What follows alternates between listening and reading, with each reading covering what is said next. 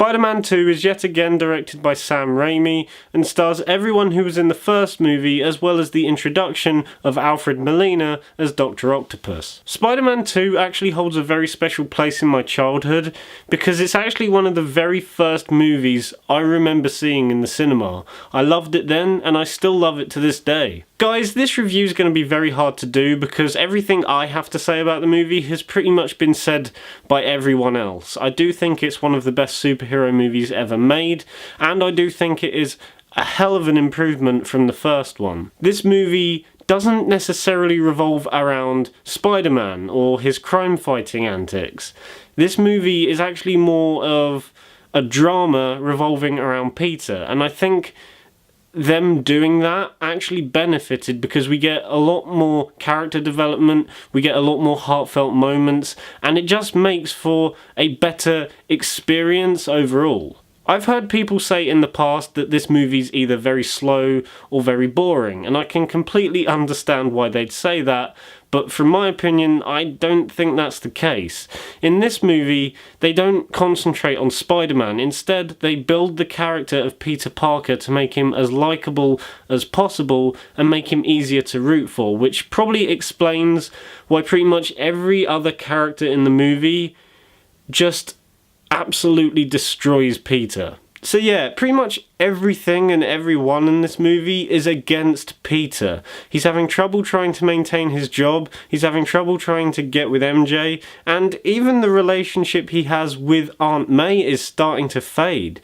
But it's all handled really well. Now, even though this movie is more drama-oriented than the first one, does not mean there are no cool scenes in this movie, because trust me, Spider-Man 2 has some of the coolest scenes I've ever seen in a superhero movie. For example, two of my favourite scenes in the entire movie include the rather horrific hospital scene where the surgeons are trying to remove the mechanical arms off of Dr. Octavius, and obviously the train scene, which is one of the best action scenes revolving around a train that I've pretty much seen in any movie. The reason why I think the hospital scene works really well is the lack of music. It's incredibly eerie, it's incredibly disturbing, but yet it shows how these mechanical arms are taking over Dr. Octavius, even if he likes it or not. And obviously the train scene is cool for many different reasons, but there are two specific things I like so much about it.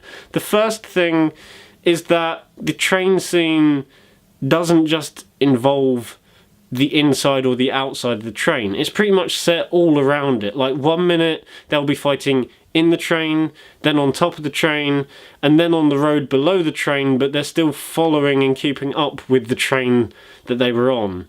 And they find so many different inventive ways to keep it interesting that it's just really enjoyable to watch. And the other thing I like is the downtime towards the end, where the passengers are carrying Spider-Man's body through the train. I think it's really heartfelt and it's actually pretty emotional. Also, this goes without saying, but the acting in this movie is actually really good. Tobey Maguire, I really think, encapsulates Peter Parker as best as he can. Kirsten Dunst is really good as Mary Jane. James Franco, even though he doesn't have much to do as Harry Osborn, he's still very good. And Alfred Molina as Dr. Octopus. That is inspired casting. That is easily one of the best casting choices in a superhero movie I've ever seen. Now, even though I love this movie a lot, I do know it has problems, and unfortunately they do have to be addressed. The first main problem I have is that the pacing is a little bit off. At least it's not as good as the first movie. The first movie had a very fast and steady pace that evenly balanced out its action moments and dramatic moments. This movie is slightly longer than the first one, and kind of feels like it at times, because even though the dramatic moments are handled well, you do get a sense that this is a longer movie and it does slow down a bit too much at times. Another problem that this movie has that I don't particularly mind, but I know a lot of people have a problem with it, is in regards to one of my favourite scenes in the movie, the hospital scene. I love it because of how horrific and terrifying it is. But yet again, this is a Spider-Man movie, So I can easily see how some people, especially parents, could be easily put off of showing their children this. And I have to admit, for a family movie, it is a bit too much, but from my perspective, I don't really care. Now, like I said, everything in this movie seems to be against Peter, but all of them have valid reasons. MJ is just kind of being a dick about it, and her reasons aren't that valid. So they could have done something else with her. And the final problem I have with this movie involves one specific scene.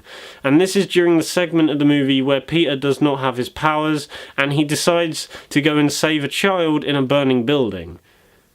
That entire scene is pointless. It does not need to be in the movie whatsoever and feels really out of place. I mean, even when I first watched it, I knew it didn't feel right. And watching it again, yeah, it just feels really tacked on.